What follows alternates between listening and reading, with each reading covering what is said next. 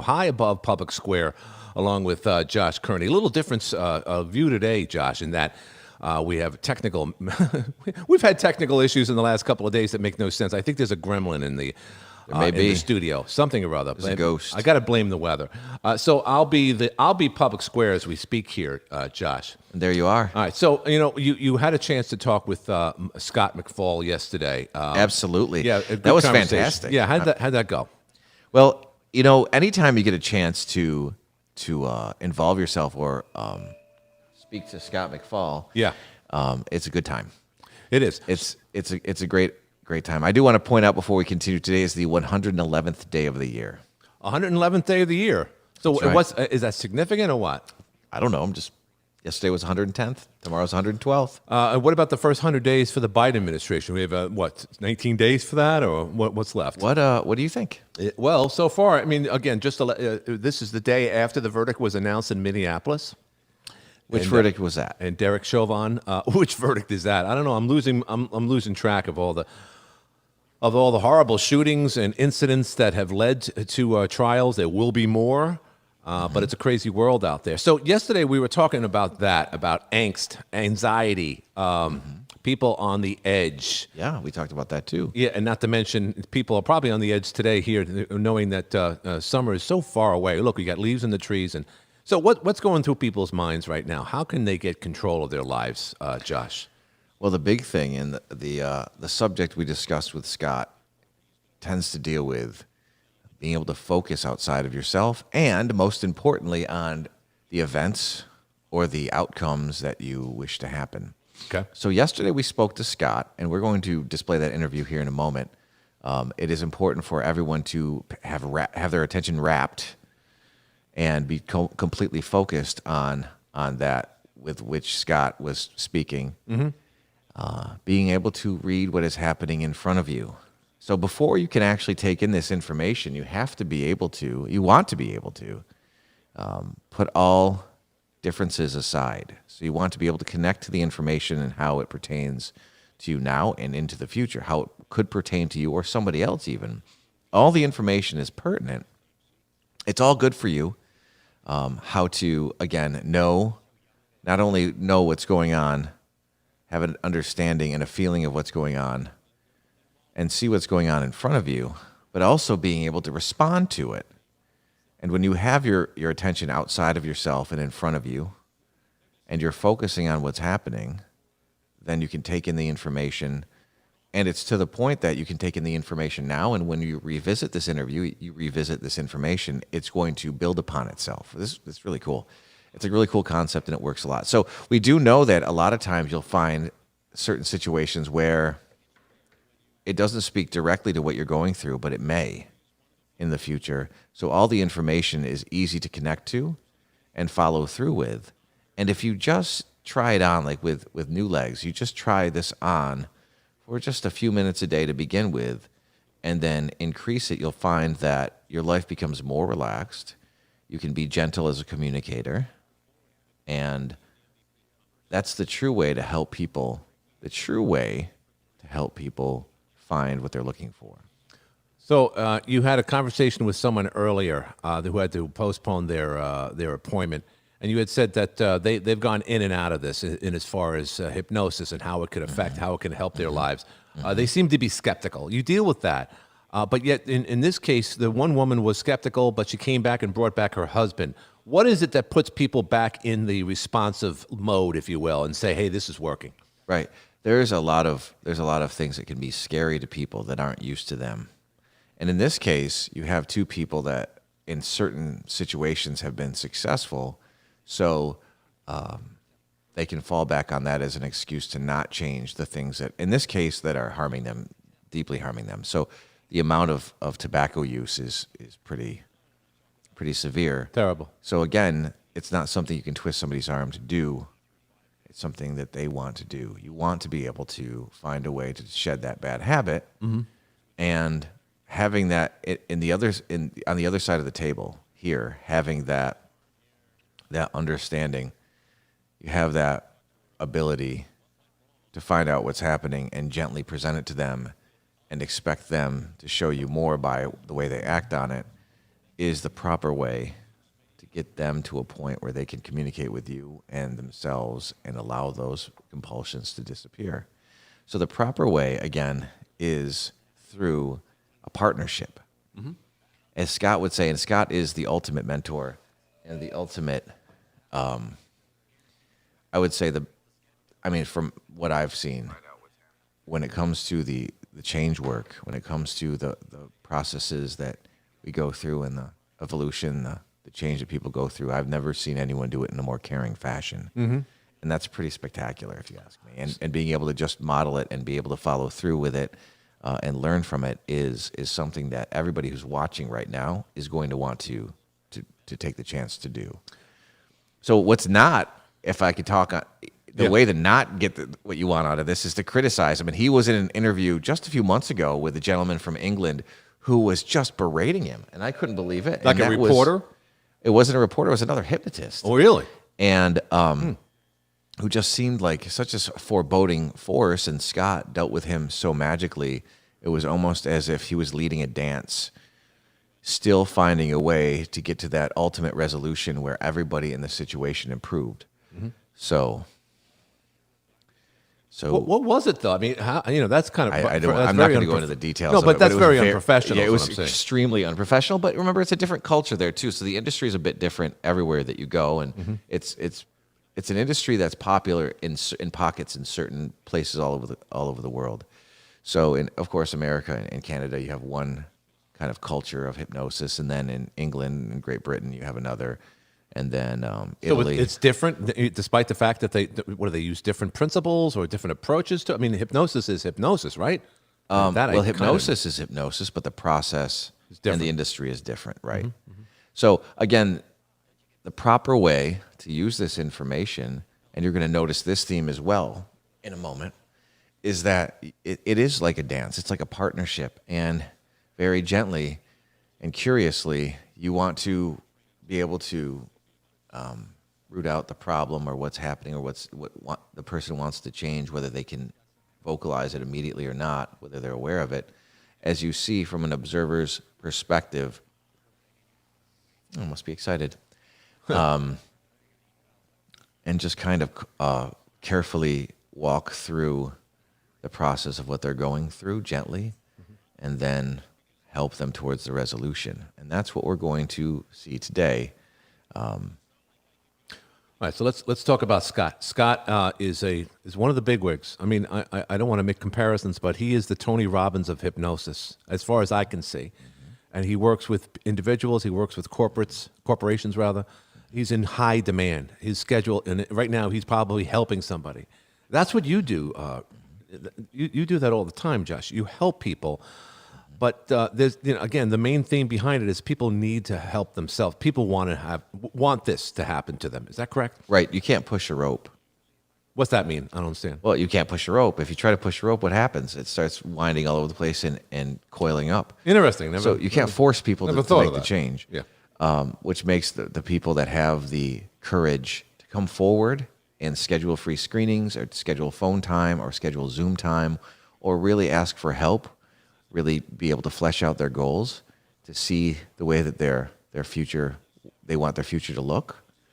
It makes them in such a better place than somebody that you see in a disastrous situation, as you spoke about last time. Yeah. Right. And almost force their way out of it. So you can still give positive suggestion. You can still work with folks that aren't complete volunteers. It's just not something we do in the clinic. Like if you see somebody in passing and you want to give them a word of advice that's careful and cautious, that's not direct, right? And maybe something to think about. Maybe allow them to see new options to meet their needs. That's in passing. That's also a possibility, but that's not how the industry is run. So while you want to help everybody, it's important to know that they have to be volunteers. You must be a volunteer to be hypnotized. You must be a volunteer to use neurolinguistics, and this is the truth. So yes, actually, last time we spoke, my experience with hypnosis was at Oswego State, and had a traveling hypnotist that had been at the college. He bounced around, obviously, and he was literally hypnotizing people on the stage, sending one kid back to his fourth grade school teacher, whatever the deal was. And he had mentioned that, geez, a lot of the people in the audience seemed to be easily swayed, and he was wondering whether or not the last hypnotist that came into town or at the college might have had an effect on him. Is that possible? I mean, can people be easily hypnotized from one hypnotist to the other, or is one hypnotist more, I guess, persuasive than others? When you think about it, you want a professional that's in the process or has begun to master their craft. Of course, when you think about it, once you experience hypnosis in a staged setting, once you are aware of what's happening and notice it's not really scary, it actually feels really good. Yeah. It makes it very easy to go through the process again. It makes it very easy to go through the process because you understand and you see that it's natural, there's a step-by-step, and there's no risk involved. So I would say that if somebody was hypnotized more than once, every time they become hypnotized or go under hypnosis, even on their own with self-hypnosis, because all hypnosis is generally self-hypnosis anyways, it becomes very, very easy. So it works the same way with the read. When you are focused on, when you are taking in or drinking in what somebody else is going through the process that they're going through it, and how it affects the rest of their life, themselves and others, and how they say they want to change, and at many different stages of that change, then the more they get used to you speaking to them curiously and gently about it, the easier it is to continue to make change for them. So without any further delay, Yeah. here is where we're going to enter Scott into the conversation and speak more on that angle, those different angles and different perceptions when it comes to making the read and helping other folks out and knowing what's happening around you and acquiescing, really becoming a part of what's happening around you more easily. Here's Scott McFall. Let's take a look. Cool. Well, all right. Well, that was interesting. He was There he in his is. car. It looks like he was in his vehicle. That's how busy this guy is. He was literally on an appointment. But you just visited him not too long ago, and Scott is a young man. He knows a lot. So what do we take from that, Josh? Well, first, what I would say is there's no way I could have introduced him adequately for what we just heard. Right. So please forgive me. He is, if you have those feelings, if you notice that you got to visit in with some feelings that felt really good and solid, if you got to really have some realizations, you aren't alone. That's how it works. Mm-hmm. And he was not just speaking to Glenn and I, he was speaking to everyone who's a willing participant. Everyone who's a willing participant and watching this now can take something away from that, can actually adopt a certain set of processes or a feeling, a thought. Most importantly, Josh's phone has been going off all morning, by the way. it seems to only go off when we're on the Yeah, air. of course. It's, Murphy's Law. So Just like the white camera. Go ahead. Sorry. that's a lie. It goes off all day. Yeah. I'm sorry, guys. Probably does. So when you have that, you allow him to speak towards that picture in your future and help you improve upon the communication that will take you down that path, then you can come back and revisit it again and have the same or deeper effect the next time you speak to him. So again, Scott is the mentor of mentors. He's the trainer of trainers, and his life has revolved around reaching people in many different tools and aspects of what he does. You mentioned Tony Robbins. The difference between Scott and Tony Robbins is Scott doesn't do it for publicity. Scott does it to help people. Mm-hmm. And Tony's a brilliant guy. Yes, of course he is. Denying that, but there's He's a an different- egomaniac, though. Maybe. I've never met him. I know he's super tall. Yeah. He's got a big head, big jawline. Big everything. Yeah. Jeepers. So we see with those two men that there's a different motivation behind what they do. And it speaks to exactly what this topic is. What is your motivation? Does it involve other folks? Mm-hmm. Do you notice that the better that you involve yourself with other folks, the more you connect, the easier it is to get what you want. The more you connect and see yourself in others, the easier it is to receive what you need to in order to go to the next stage of life. Now, remember, this isn't for everybody.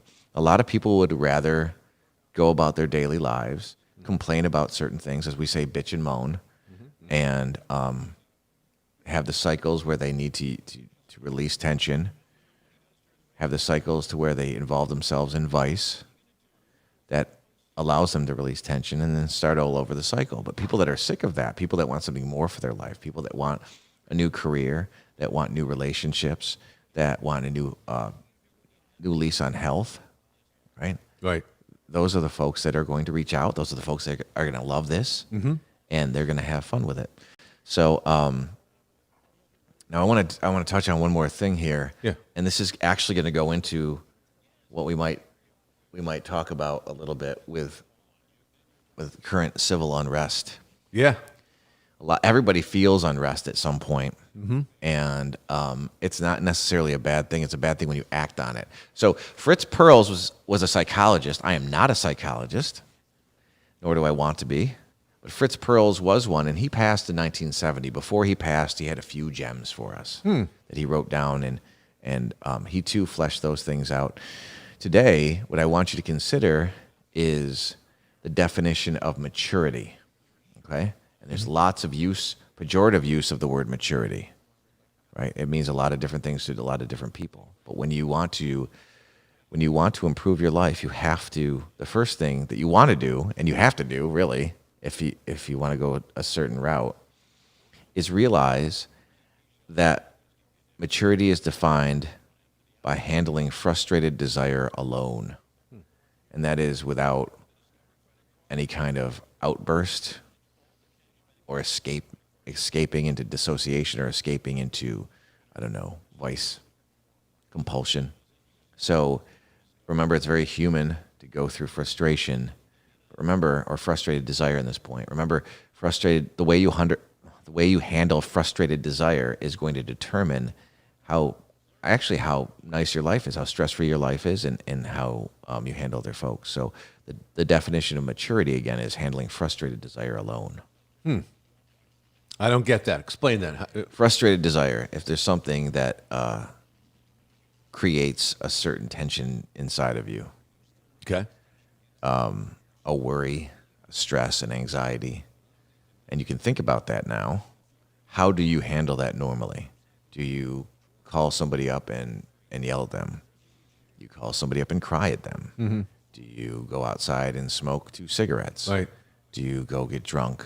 Things that dry fast? Right. Is there a sexual compulsion? Anything like that? Right. So when you can handle what caused that compulsion alone, that's when you're reaching maturity. Now, it's something you want to do and take a broad stroke with this, a big picture of it, because nobody does anything perfectly. To be effective, you want to continue to allow yourself the luxury of handling that frustrated desire alone.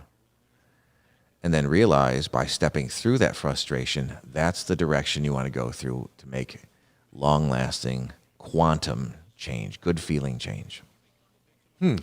So on the flip side of that, witnessing somebody going through frustrated desire and having them ask for help directly or indirectly, that is where the read comes from. That is where the ability, where you want to be in a place of complete care, of genuine care and curiosity when you focus on somebody that has gone through something, you've probably gone through something pretty similar as well. So it makes it easy to relate to them without judgment, and with being able to separate their self, their identity, their person from what's happening and how they're acting out. And there is where the read, as we just heard, that's where the read is most important. So that's it. Well, all right. So here's my 2 cents. Again, it's more than losing weight. It's more than quitting smoking. Scott's not going into corporations and telling the employees this is how you stop smoking.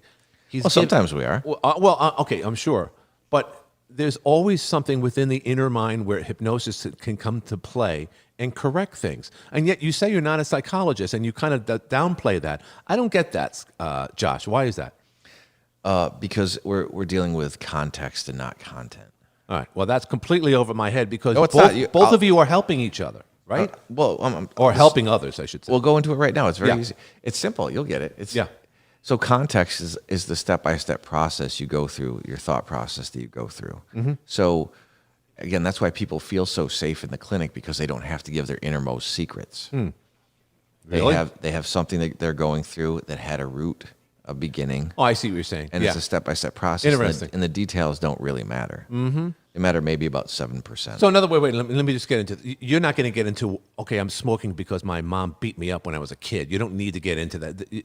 So people are more comfortable with not getting so personable about their problems, about their vice. Right. So in that situation, it would come to pass when I was asking questions that it was attached somehow to one of their parents. Right. And there was an actual beginning when their unconscious mind adopted that need or that release through smoking a cigarette. And that's the step-by-step process they go through when they decide to smoke. Isn't that something? By the way, did you ever smoke? Yes. Did you? Okay. Oh, great. All right. So did I. I'll tell you the satisfaction I got out of smoking. Okay. It got me out of the office. Yes. And we talked about this Yeah. recently. It's an excuse in many, many ways to hang out with the other smoker, so you can relate to someone with a similar interest. You can connect, right? And remember, the smoking issues, the restrictions, I should say, started in like the early 2000s.